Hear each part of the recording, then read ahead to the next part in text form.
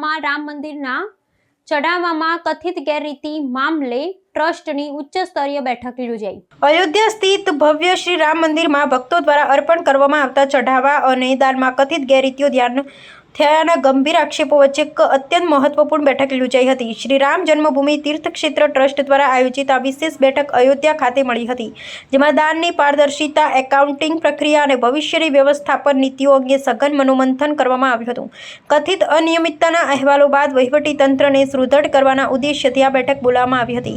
આ ઉચ્ચસ્તરીય બેઠકની અધ્યક્ષતા ટ્રસ્ટના અધ્યક્ષ મહંત નૃત્ય ગોપાલ દાસે કરી હતી, જેમાં ટ્રસ્ટના અન્ય હોદ્દેદારો અને મહત્વના સભ્યો ઉપસ્થિત રહ્યા હતા। દેશ વિદેશના કરોડો રામ ભક્તોની આસ્થાના કેન્દ્ર સમાન આ મંદિરમાં દાનના વહીવટમાં પારદર્શિતા જાળવવી અત્યંત સંવેદનશીલ મુદ્દો છે।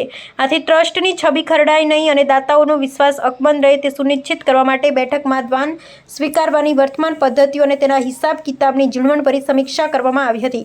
આ બેઠક બાદ ટ્રસ્ટ દ્વારા ચઢાવાના ઓડિટ અને નાણાકીય પ્રક્રિયાને વધુ પારદર્શક બનાવવા માટે નવી માર્ગદર્શિકા અમલમાં મુકાય તેવી પ્રબળ શક્યતા છે। કથિત ગેરરીતિના મૂળ સુધી પહોંચવા માટે આંતરિક તપાસ સમિતિની રચના કરવા અંગે પણ સભ્યો વચ્ચે ચર્ચા વિચારણા કરવામાં આવી હતી। આગામી સમયમાં ટેકનોલોજીના મહત્તમ ઉપયોગ થકી દાન વ્યવસ્થાને સંપૂર્ણપણે સુરક્ષિત બનાવી ભક્તો સમક્ષ પારદર્શક અહેવાલ રજૂ કરવાની દિશામાં ટ્રસ્ટ નક્કર પગલાં લેશે તેવું મનાઈ રહ્યું છે।